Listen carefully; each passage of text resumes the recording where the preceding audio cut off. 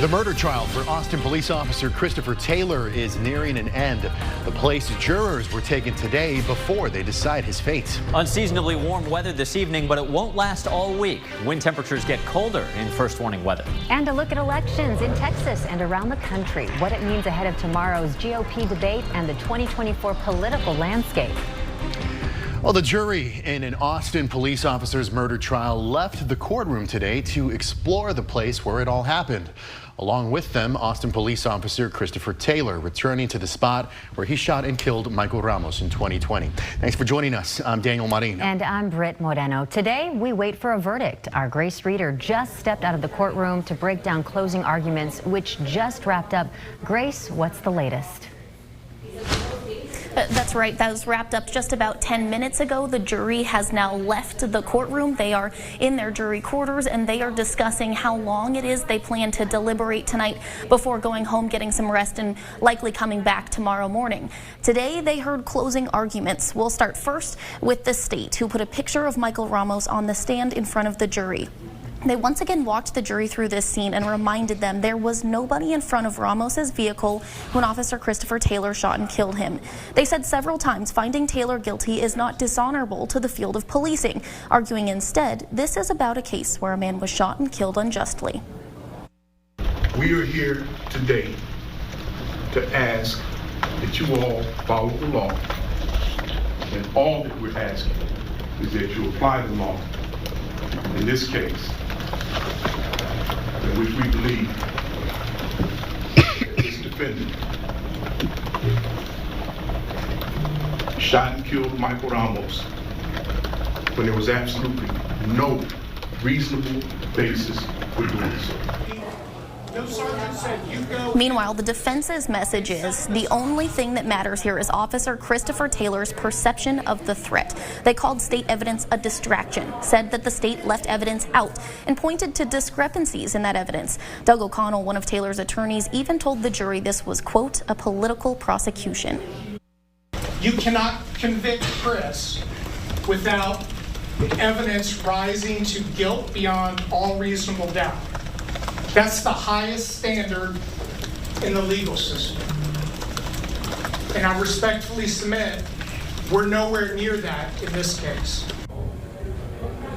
Before closing arguments today, attorneys brought the jury to the Southeast Austin apartment complex where this shooting happened, something that legal experts have told me is very rare. I'm told the state filed the motion to do that and the defense agreed it would be beneficial, so despite seeing many videos of this scene and digital recreations from both sides, the judge allowed it.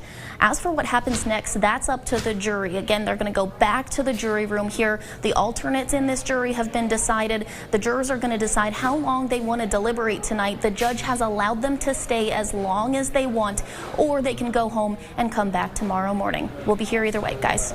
All right, Grace Reader, thank you very much. And no trial today for the Caitlin Armstrong case. She's accused of killing pro cyclist Mo Wilson in 2020.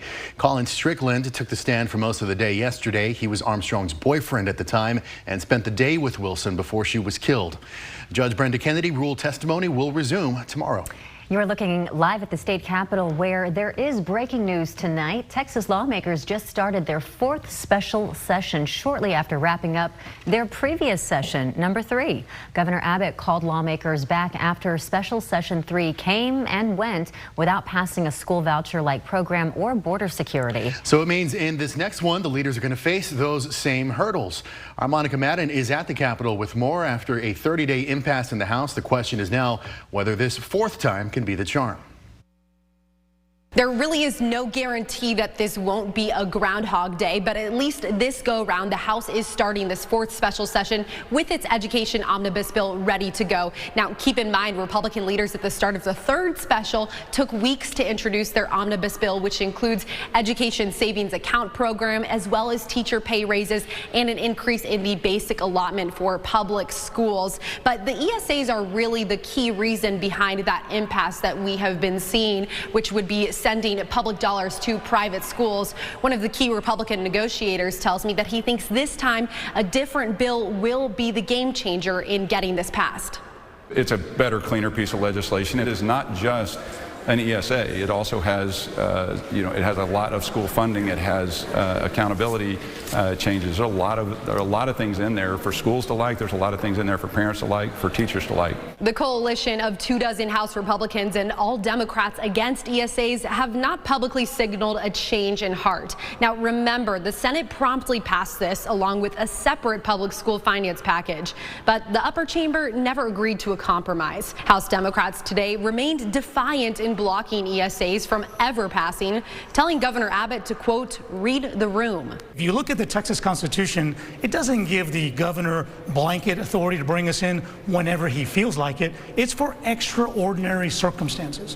What is extraordinary about losing vote after vote on this topic? Some important context: the Texas Constitution was designed to have limited government, which is why lawmakers only meet every other year for the regular session. This time will be the first time in Texas history that lawmakers meet for more than 3 special sessions in the same year of a regular session. At the Texas Capitol, Monica Madden, back to you. First warning weather with Chief Meteorologist David Yeomans. Well, feeling a little bit like spring here in November. Temperatures very warm and a lot more sunshine today than the cloudy day we had yesterday. Delicate shades of pink and blue here in the sky on the Rock and Dirt Yard cam down in Buda. Temperatures in the 80s pretty much area wide. 81 in Johnson City, 85 right now in Kingsland and in Cherokee. In the Austin area, lots of readings right at 80 degrees, including downtown. 83 though in Lakeway, a little warmer there east of I-35. Lower 80s and some mid 80s up in Buckholz where it's 85. Coming up in your forecast, we have one more pretty extraordinarily warm day for this time of the year tomorrow, but then things change. We've got jacket and umbrella weather starting on Thursday. We'll time out when your temperatures drop and how much rain is heading our way. Thank you so much. Well, voters across the country are heading to the polls today for state and local elections. There are some particularly competitive races happening in a handful of states that will signal the nature of the current national political environment ahead of 2024. And this just one day before Republican presidential hopefuls prepare to square off in their next debate tomorrow night in Miami. Here's NBC's Alice Barr. As Republican presidential candidates prepare to take the stage for their next debate tomorrow in Miami, voters across the country head to the polls today on key issues with national implications for 2024. In Ohio, a ballot measure that would enshrine abortion rights in the state's constitution, driving passionate response. How dare they try to take away the freedom of more than half of the state of Ohio? This is not a thing that the government should be involved in. Is the question of reproductive rights something that's going to be a motivating factor for you in the next elections? Yes. I think life is sacred, and so, man, whoever stands up for those who can't stand up for themselves, that's going to be a big factor in who I choose to vote for. Potential bellwethers in Kentucky. Are you ready to win this election?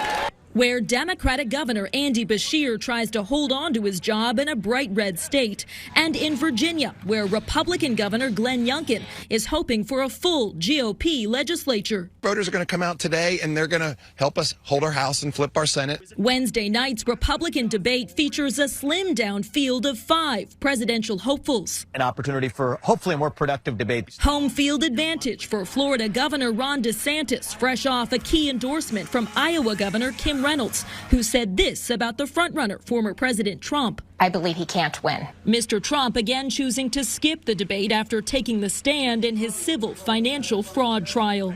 In Miami, Alice Barr, NBC News.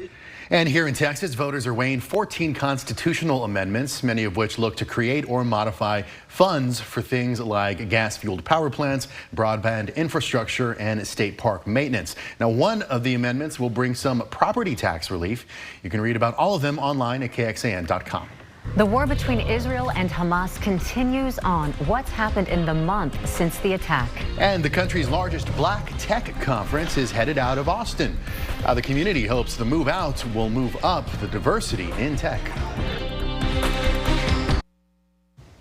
It has been a month since the surprise Hamas terrorist attack that Israel says killed 1,400 people and led to 240 people still being held hostage in the Gaza Strip.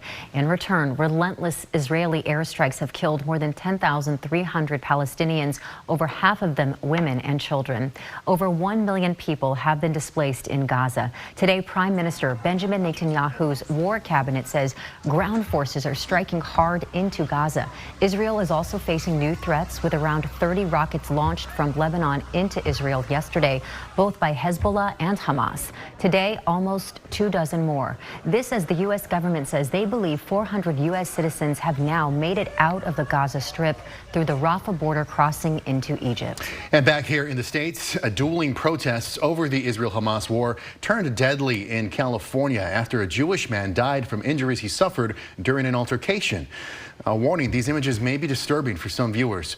Police say 69-year-old Paul Kessler fell backwards and hit his head on the ground on Sunday. Witnesses say he had gotten into a physical altercation with a counter-protester. Some say he was hit by a megaphone. Kessler was rushed to the hospital where he died yesterday. Medical examiners say he died from blunt force head injuries, and his death has been ruled a homicide. No arrests have been made, but authorities have identified a suspect who stayed at the scene and told officers he called 911 to help Kessler. Well, temperatures today back here at home more than 10 degrees above normal from morning through afternoon. Not far from a record high today, and tomorrow looks similar. But after that, some colder air is coming. We'll have your first warning forecast next. The country's largest black tech conference, Afrotech, is moving to Houston next year after hosting it here in Austin for the past 2 years. Our Jayla Washington shares what one local group is doing to try to keep the momentum going, giving more black people in tech a chance to keep building connections. The major black tech conference, Afrotech, will have a different city backdrop next year. But its 2 years in Austin helped inspire. It's just been incredibly refreshing. It energizes me to keep going. Nick Hollins with the Black Professional Alliance, or BPA, works in tech, and his organization fought for it to stay in Austin this year. We already knew that it was, in the cards and just a part of their, business model to, change from city to city. So he wants people to know there is still a similar but more permanent networking opportunity that BPA just launched. It's called Black in Tech Group. This is sort of a solution to, not having Afrotech here every year. 100%, because additionally, these resources, by and large, will for the most part be free. Afrotech does have a charge to it, so I think with this being something that's sustainable throughout the year, you will get similar access. We're talking things like workshops, mentorship opportunities to help people move up in the tech world locally. Just 7% of black people making up the tech industry currently. A lot of people ask, well, what's the purpose in doing this? In order to have people patronize black businesses, you need people to have disposable income to do so. Tech and other professional, industries provide that, but you need those folks to stay here. Jayla Washington, KXAN News. And going in depth on this, during this year's South by Southwest, Dr. Tana Session, an HR, diversity, equity, and inclusion consultant, gave a presentation discussing diversity and business. It was called Driving Diversity Forward with Data. Dr. Session talked about data and research showing how DEI initiatives help recruit and retain employees and creates 2 times higher cash flow for workers. Research compiled by her team shows greater diversity in management helps companies earn 19% more in revenue, and companies with board seat members who are not white or are women have a higher year-over-year revenue. Still, Sessions says only about 30% of executives view DEI initiatives as a top business priority. Well, another warm, albeit beautiful day, but I think we're all kind of excited for the cool down that's coming. It was nice to get that little taste of winter a week or two ago. Now we're going to get another one later this week. I was trying to show you this a moment ago. The high temperature you didn't get to see. My graphics were acting up just a bit. It was 85 today, just 4 degrees shy of that 89-degree record. Now we're setting up for an early and beautiful sunset. The sun goes down in 20 minutes. Still getting used to this time change here after the weekend. Beautiful shot from Westlake Hills. There's downtown. Just a few scattered clouds. 80 degrees on the Lorenz & Lorenz 360 cam. Mold allergies a little bit more problematic today, but mold, fall, elm, and ragweed are all still low in their concentrations. You can always check that when you wake up if your allergies ever bother you. That's on KXAN.com under the weather tab. Clear skies here locally and another warm day tomorrow. But here come the changes. Some rain mixing with mountain snow in the mountains outside of Salt Lake City tonight. This rockiest storm system is coming our way, as is a cold front, which is still getting set up in the Intermountain West. It's in the 80s right now from Austin to Dallas, but that cold air is going to make a huge difference in the weather starting 2 days from now. So let's talk about the rain first, then the temperature drop. Here we are under mostly clear skies this evening. By tomorrow morning, some low clouds and light fog build in. They may be most widespread, as you see here, from Austin westward from the edge of the hill country out toward Llano and Mason counties. Tomorrow, beautiful day under a mix of sun and clouds, but late in the day as the sun sets, clouds start to increase as the storm system rolls our way. Thursday is going to be a different day, certainly, with more clouds, more rain, and falling temperatures later on. Here we are at 6 a.m. with the cold front starting to nose into the northern hill country. By 9 a.m., it's through much of the hill country. Just before lunchtime, the cooler air is starting to move into Austin. Remember, this is not tomorrow. This is on Thursday. Eastern counties, you guys get that cool air wind shift by Thursday afternoon. It's not terribly wet immediately with the front, but slowly and steadily later Thursday evening and into Thursday night, light to moderate rain becomes very widespread as moisture overrides that cool air at the surface. Doesn't look like we'll see any big storms, no severe weather certainly, just some nice cold soaking rain into Friday morning. Friday, the rain exits to the east, we're thinking, but the clouds and the chilly weather hold on. Not only that rain, but a little more rain coming over Veterans Day weekend should yield an inch to an inch and a half for most of us over the next 7 days. No doubt we'll have a few higher totals than that. Those are most likely east of I-35. The temperature drop, this is the best timeline we've got here on one of our high-resolution models. Thursday, a warm start area-wide, but here comes the cool air into the hill country by 9 or 10 a.m. into Austin by lunchtime. Notice our eastern counties have a warm start to the day Thursday, then temperatures start to drop there as well. By Thursday evening, temperatures falling into the 50s, maybe even some 40s later on Thursday night, and this is going to kick off an extended 5-day stretch starting Friday with highs only in the 60s. Far cry from the 86 that we'll enjoy for just one more day tomorrow. So overnight tonight, how about low temperatures in the 60s? Obviously unusual for November. 67 with some light fog and mostly cloudy skies by morning. Tomorrow, mix of sun and clouds, very warm with a south wind at 10 to 20. 86 is your forecast high. Then we should hit 74 late morning on Thursday before the temperatures slowly drop through the afternoon. A likelihood of rain Thursday into early Friday, then a few more showers with mainly gray skies over Veterans Day weekend. And early next week, another little storm system overrides that cool air, keeping rain in the forecast, especially on Monday. Hey, KXAN's Friendsgiving Challenge is ramping up this evening, and I need your help. I'm starting to close the gap as Team David catching up to Team Kristen. Grab your phone, scan the QR code on your screen, and make a donation now for the Central Texas Food Bank. We're trying to kick off the giving season by making sure everyone in Central Texas has food on the Thanksgiving table. Together, we've already raised $20,000 thanks to you, our viewers, but we're trying to make it all the way to $100,000 by Thanksgiving. Great work, David and Kristen. Well, coming up, construction on I-35 is creeping up on us, and the funding also creeping up. Just how much the plan to build big bridges over the highway could cost. Right now, Election Day in America, and the critical questions being decided tonight that could draw a roadmap to the White House a year from now. And a mournful anniversary for two communities scarred by the deadliest wildfires in modern American history. On Nightly News. With construction on I-35's downtown expansion just around the corner, city leaders got a closer look at some of the funding estimates and timelines for the proposed cap and stitch system. Those caps are the deck plazas that will sit on top of the sunken highway. They can support 2-story buildings as well as green space, art pieces, and other community amenities.